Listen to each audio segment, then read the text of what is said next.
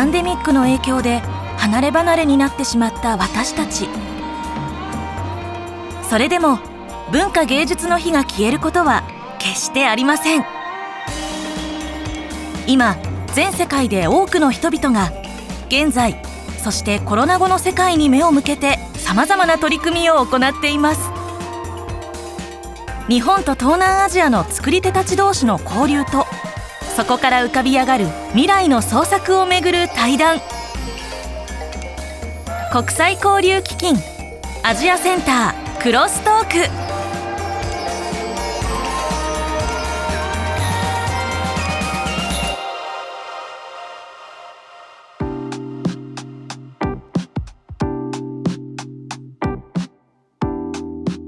皆さんこんにちは。日本と東南アジアの文化をめぐる対談、国際交流基金アジアセンターが送るクロストークのシリーズ、今回、建築ということになりますが、モデレーターを務める五十嵐太郎です。どうぞよろしくお願いいたします。早速ですが、対談する登壇者の皆さんをご紹介します。今回インドネシアとベトナムを拠点にする、2人の、建築家に登壇いただきます。お一人目はですね、今日隣に、いて、日本に、ちょうど滞在していらっしゃいますが、ベトナムで活動されている西澤俊二さんです。こんにちは。ベトナムで設計事務所をしております西澤と申します。西澤さんは1980年東京生まれ。安藤忠雄建築研究所で経験を積んだ後、2009年からベトナムのホーチミンに拠点を移し活躍しています。南国の穏やかな気候や風土を取り入れた開放的でおおらかな空間が西澤さんが手掛ける建築の特徴です。今日はマッティンさんが尊敬する先輩としていろんなお仕事をされているので、いろいろお話をお聞きできればと思ってます。じゃあ続いて、インドネシアからアンドラ・マッティンさんの、紹介をお願いしようと思います。Terima kasih, selamat siang, konnichiwa buat Pak Taro Igarashi dan Pak Sunri Nishizawa. Saya arsitek dari Jakarta, berpraktek sudah 23 tahun. アンドラさんは1962年バンドン生まれ。個人の住宅から大型施設まで、これまでに数々のプロジェクトを手掛け、環境に溶け込みながらも洗練された建築は高い評価を得ています。ベトナムの西澤さんとインドネシアのアンドラさん、互いに東南アジアで建築家として活躍するお二人。一体どんな対談となるのでしょうか。西澤さん、アンドラさんの、住宅、実物はまだご覧になってないってことだと思いますけど、多分おそらく雑誌とかいろいろ通じて、知ってらっしゃると思いますが、どのようにご覧になってましたか？今ベトナムで住んでいる家でいろんな生き物たちと共生してるんですけど、例えばカメレオンがいたりとか、たまにイグアナが通っていったりとか、最近サソリを飼い始めたりとか、いろんな生き物がいるんですけど、アンドラさんの特に自邸を見ていて、いろんな他者と共存していくっていうような気持ちというか信念が感じられて、非常に共感を覚えています。それぞれの生き物になんか主体性を与えているようなその世界観みたいなものが感じられたんですけど、そういうものはアンドラ・マッティンさんの世界観だったりとか、その宗教観だったりとか、そういうものが影響しているのか、それともなんかその現代建築に対する思いみたいなところから来ているのか、お聞きできますでしょうか。Ya, terima kasih, Nishizawa-san. Terus terang saya memang pengen sekali melihat karya-karya Anda langsung ke Vietnam. Menurut saya pasti sangat menarik. Rumah seperti saya itu sangat tidak biasa kalau di Jakarta. Mungkin orang lebih senang tertutup menggunakan AC, takut kecoa, takut nyamuk. Jadi dia lebih senang dengan rumah-rumah yang tertutup, aman. Tetapi kalau rumah-rumah di daerah, mungkin di daerah terpencil, di desa, lebih banyak rumah-rumah yang bisa terbuka, terutama teras depan. Dan mereka duduk di sana dan rumah-rumah tuh cukup akrab. Kemudian biasanya kalau ada yang lewat mereka bisa saling menyapa, kemudian menawarkan minum teh. Mereka saling saling diskusi atau ngobrol bersama untuk mengundang ke rumah masing-masing. Masyarakat Indonesia yang lebih terbuka, lebih gotong royong, yang kerinduan itu yang saya ingin kembalikan. インドネシアとかだと台風ないんですよね、多分ね。そのあたりは非常により開放的にできるのかなって思ったんですが、どうでしょうか。Iya, memang itulah Indonesia mungkin yang keutamaannya karena Indonesia itu selain udaranya bersahabat, tidak terlalu panas dan tidak terlalu dingin, dan Indonesia juga jarang sekali ada taifun. Makanya di Indonesia itu rumah-rumah vernakular, arsitektur vernakular Indonesia itu hampir setiap daerah itu beda-beda. Padang itu melengkung gitu kayak tanduk kerbau. Terus kemudian Nusa Tenggara itu ada yang kayak Wairebo itu bentuknya kayak lingkaran. Kemudian di Irian bahkan ada rumah yang di atas pohon sampai 15 meter di atas pohon. Jadi karena iklimnya tidak terlalu ganas dan tidak ada angin, maka budaya cukup kuat bisa influence arsitektur menjadi arsitektur yang sangat beragam gitu. Beragam, beda-beda sehingga kekayaan itu banyak. Saya juga jadi ingin tanya kalau ke Pak Nishizawa Sang, apakah juga di Vietnam juga adakah arsitektur di setiap daerah itu beda-beda gitu? Apakah sama dengan di Indonesia gitu? インドネシアほどではないかもしれませんが、ベトナムにもたくさんのバラエティに富んだ、民家というものは、散らばっています。例えばメコンデルタの住宅であれば、その1年のうちの5ヶ月ぐらい雨季に水が入ってくるっていう前提で、そこの水にどういうふうに暮らしていくかっていうような大きな構造があって、その中で一つ一つの民家だったりとか町全体が作られているんですけど、近年政府が近代化したいということで大きな堤防を作って住宅地に水が入ってこないようにしてしまうことが頻繁に起きています。政府としては近代化した町に住んでほしいし、コントロールもしやすいってことだと思うんですけど、そうした時に人々だったりその環境だったりってところがちょっとその、存在意義みたいなものが少し薄まってしまって、文化が少しな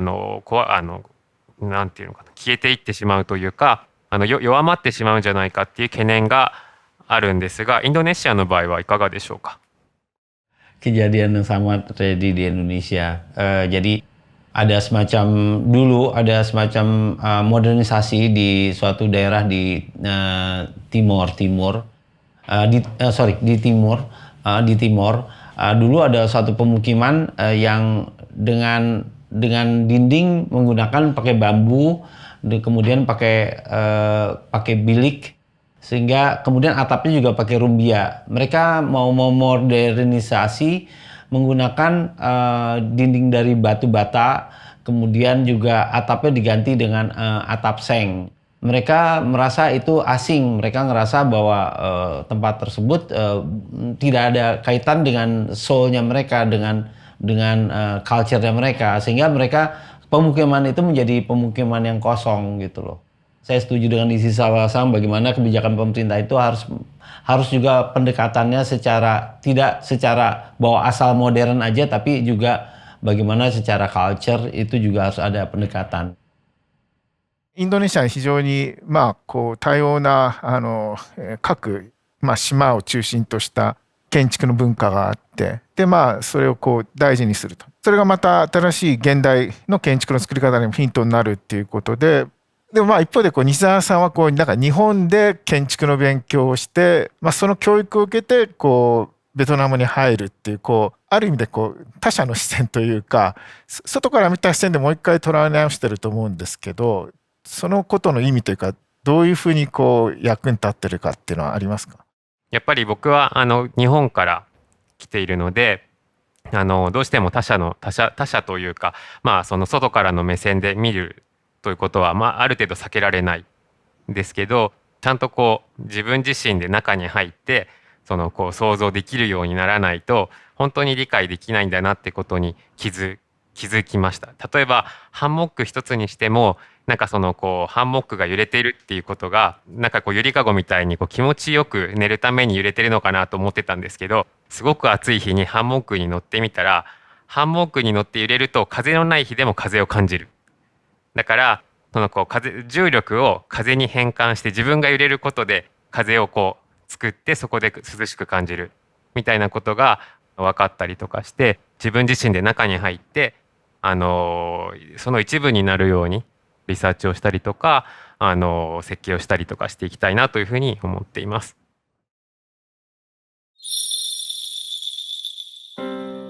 それではここでベトナムでの活動について西澤さんにお話を聞いてみましょう。日本で東南アジアのプロジェクトに携わる中、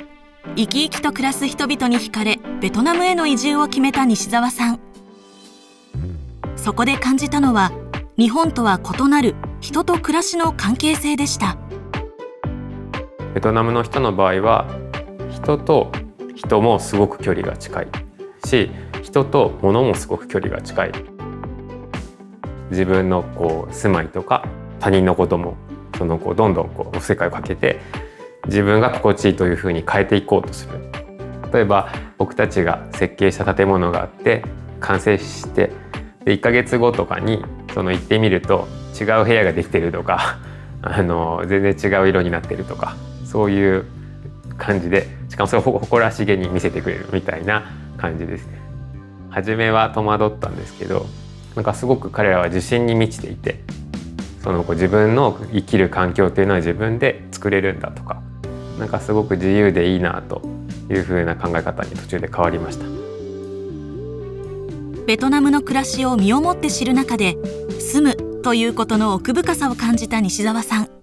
そんな中、あるプロジェクトを手掛けます。ホーチミンから長距離バスとフェリーを乗り継いでおよそ7時間、チャウドックという郊外の町に建てたこちらの住宅。この地域はメコン川の支流に位置しており、人々は長年水とともに暮らしてきました。しかし雨季の洪水を防ぐために政府によってコンクリートの堤防が作られ、その生活環境は変化しつつありました。自分たちの暮らしを貧困の象徴やネガティブなものとして捉えている人も多く、当初クライアントの要望も都市的な住居やライフスタイルでした。その土地で培われてきた暮らし方にも未来の可能性があるのではないか、西澤さんは考えました。家畜もすごく近くにいたりとか、お墓も家のすぐ3メーターぐらい先にお墓がポンポンポンポンあるような場所で、いろんな他者と共存しながら、いろんな精神とかいろんなその登場人物と一緒に暮らして、それをなんか良しとして受け入れてる身体の在り方も建築の在り方も、僕はすごく可能性があるというふうに感じたので、そこの先に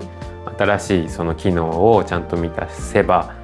なんかその現代建築になり得るんじゃないかってことを粘り強く説得をして、そうして出来上がったのがこのチャウドックの家。最低限のプライバシーは確保しつつ、風や光だけでなく近隣の人々や動物まで通り抜ける小さな公園のような住宅になりました。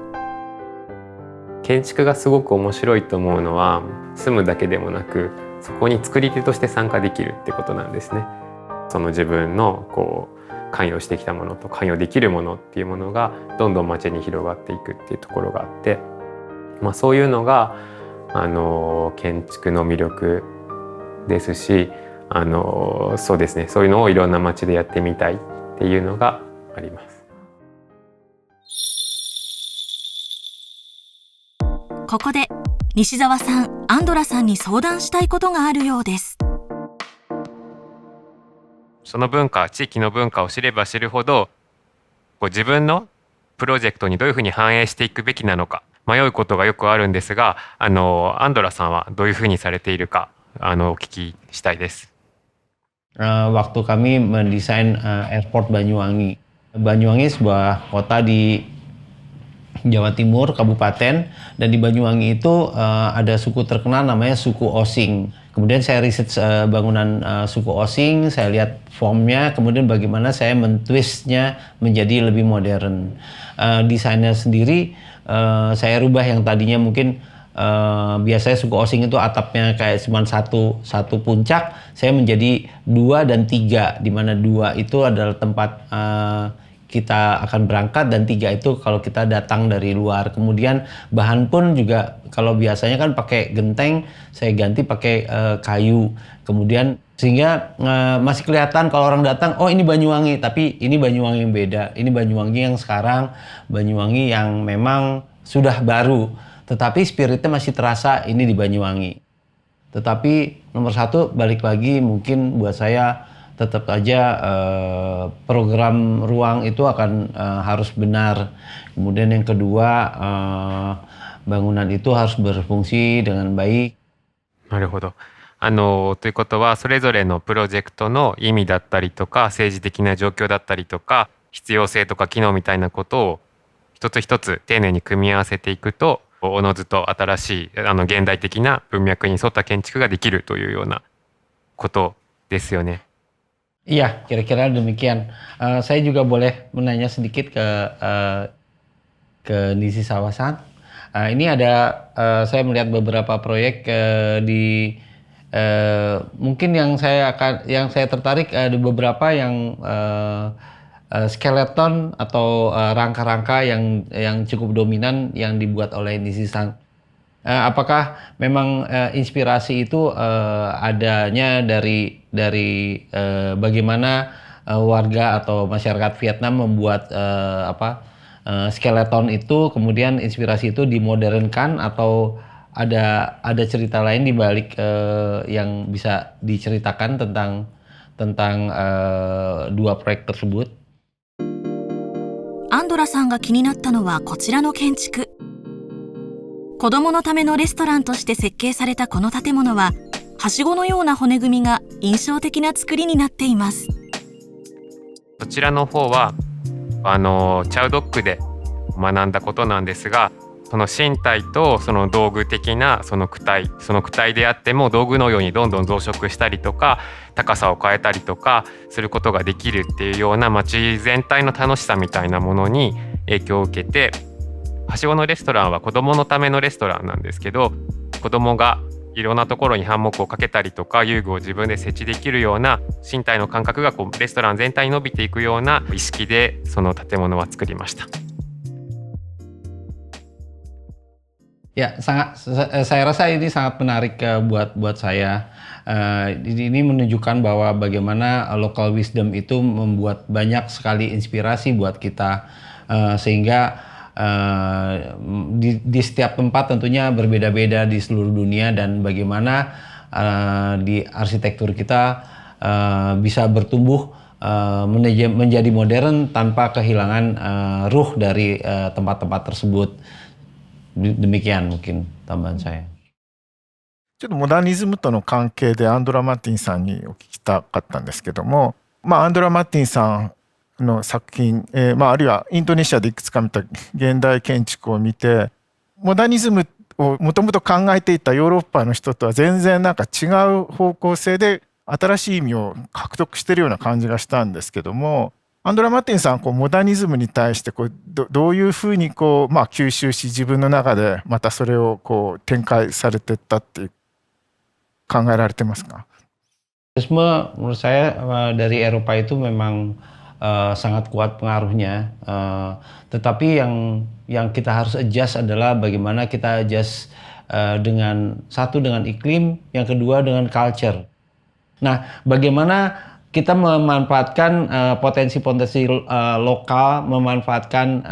suatu arsitektur vernakular menjadi modern tetapi khas dari kita yang disesuaikan dengan iklim dan dengan culture. それではここでアンドラさんの活動の場を紹介しましょう。アンドラさんの活動拠点はインドネシアの首都ジャカルタにあります。所有している展示スペースに案内してもらいました。Ya, ini tempat di mana ada proyek-proyek rumah yang saya dapat waktu setelah pandemi. Jadi ini proyek-proyek rumah yang memang ini di Bandung, ini di Bandung, ini di Puncak, ini di Sentul, semuanya beda-beda. 新型コロナウイルスによるパンデミックが起こってからも、アンドラさんは数多くの住宅を手掛けてきました。人々のニーズにこれまでのインドネシアにはなかった変化を感じているそうです。Perubahannya mereka dulunya suka tertutup, tapi sekarang jendela-jendela harus bisa dibuka. Saya juga memang encourage mereka supaya mereka kalau bisa memang ada cross ventilasi bisa dibuka supaya angin bisa lewat. アンドラさんの建築を代表する自宅にはたくさんのこだわりが詰まっています。Silakan masuk. Ini rumah kediaman saya. Biasa di luar panas, kemudian masuk ke dalam lebih sejuk karena lebih dingin, skala juga lebih rendah. Kemudian diterima oleh ikan ke lantai 2. Di sini pohon-pohon yang ada tidak ada yang ditanam, yang di sini semuanya tumbuh sendiri. Ada pohon beringin, ada pohon yang dengan daun lebar, ada pohon pakis, kemudian ada pohon palem. Saya biarkan rumah ini gabungan antara geometris arsitektur yang sangat jelas dengan nature yang dibiarkan apa adanya. 2階はアンドラさんが家の中でも一番好きだという開放的なリビング兼ダイニングスペース。ここにも至る所に自然の植物が生えています。Yang saya pakai di sini pakai papan-papan. Kalau dilihat ada paku-pakunya di sini. Paku-paku bekas dari zaman dulu waktu dibuat dermaga. Kemudian saya menggabungkan di sini. Sisa-sisanya itu ditaruh sini, sisa potongan-potongannya. Makanya potongannya beda-beda ukurannya, nggak sama. Tapi garis ini dibuat menyeluruh jadi satu. アンドラさんが目指すのは周囲の環境と共生していくような空間。そこには建築家としてのある哲学が。Sebetulnya di prinsip saya bagaimana saya menjadi arsitek yang bertanggung jawab, tidak hanya buat saya sendiri, tidak hanya buat lingkungan, tidak hanya buat kota, tapi juga buat bangsa, tapi juga buat dunia. Bagaimana kita mendesain satu demi satu arsitektur yang bisa menambahkan nilai tambah tanpa merusak lebih banyak lagi dunia kita yang kita cintai ini. 今後の活動としてどういうことを展開していきたいかっていうのをお話しいただけますか。僕はベトナムの南部のホーチミンという町に10年以上いたんですが、新しい仕事の仕方ができないかなというふうに模索しています。3ヶ月から6ヶ月おきにいろんなその都市とか村落とかを巡りながら、スタッフと家族と一緒に旅をしてリサーチをしながら平日は仕事も続けていくというふうな生き方をしてみようと思っていて、そういう中から